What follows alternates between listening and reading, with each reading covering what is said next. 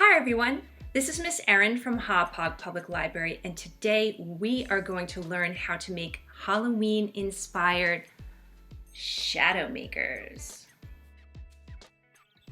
In your Shadow Maker Take and Make kit, you will find 2 templates for you to trace the shapes onto the paper, 2 small pieces of black paper, 2 wooden coffee stirrers, and a white crayon.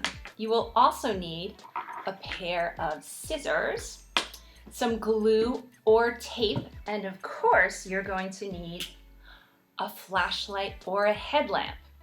So let's get started. The first thing we are going to do is trace the shapes. So you will need the templates, black paper, and the white crayon. Take one of the shapes and place it onto a piece of black paper. Hold the template down while you trace around it with the white crayon. Try to hold the template in place as well as you can, but don't worry, if you make a mistake, you can always fix it when you are cutting the shape out.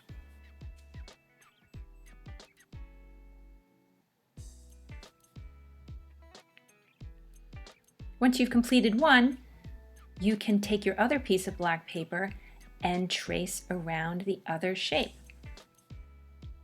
Remember, if you have any problems tracing, you can always ask an adult for help. Once you've traced both shapes onto the black piece of paper, it's time to cut the shapes out. Take your scissors and carefully cut out each shape from the paper. Don't worry if some of the white crayon from the outline is still showing when you cut out each shape. We can always put that in the back.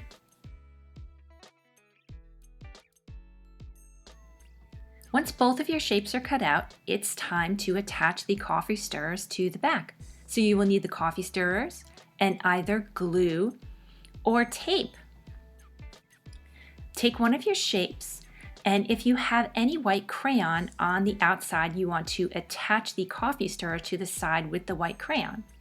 So hold the coffee stirrer onto the back, and then you can tape it like I am here, or you can glue it. As you can see, tape is definitely faster. Just so you know, you might need more than one piece of tape to hold the coffee stirrer in place, and if you decide to use glue, give it plenty of time to dry. If you would like your ghost to have eyes like this one does, you can use a hole puncher if you have one, or if you don't, you can always use a pencil and carefully poke holes through for eyes. Remember, if you need help with the hole puncher, ask an adult.